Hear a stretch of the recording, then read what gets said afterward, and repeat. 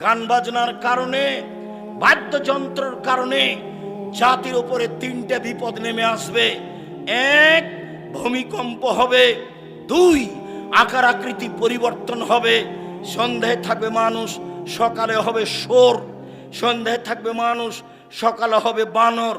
তিন, সমস্যা নেমে আসবে গান বাজনার কারণে, মেয়েদের নাচের কারণে, মদ পান, বিড়ি, তামাক, জর্দা, সিগারেট, গুলের কারণে তিনটে বিপদ নেমে আসবে। এক, ভূমিকম্প হবে। দুই, আকার আকৃতি পরিবর্তন হবে। সন্ধ্যায় থাকবে মানুষ, সকালে হবে শুকুর, শোর, একবারে হুবাহু শোর হয়ে যাবে। সকালে হবে বানর। তিন, সমস্যা নেমে আসবে। মাদ্রাসায় মারামারি, মসজিদে মারামারি, হিংসা বিদ্বেষে ভরা।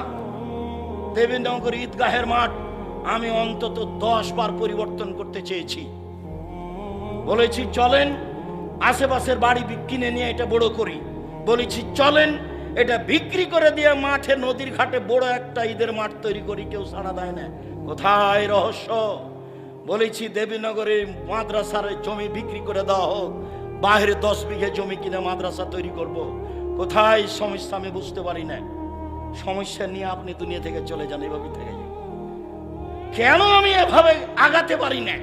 আপনি চান না যেই যায় আমার সামনে সেই বলে নিজের জন্য তো কিছু করেন না, যা দেবীনগরের জন্য তো কিছু করেন না, চাঁপাইনবাবগঞ্জের জন্য তো কিছু করেন না।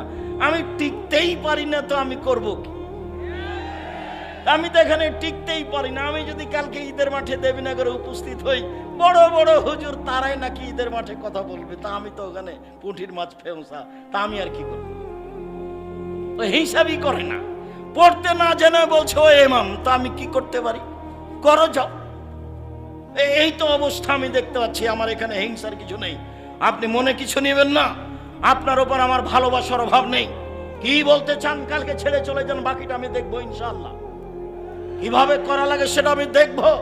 ঈদের মাঠ কিভাবে করা লাগে সেটা আমি দেখবো ইনশাআল্লাহ। আপনি আমাকে পরামর্শ দিবেন, অন্য কিছু করা লাগবে না, বাকি আমি দেখবো ইনশাআল্লাহ।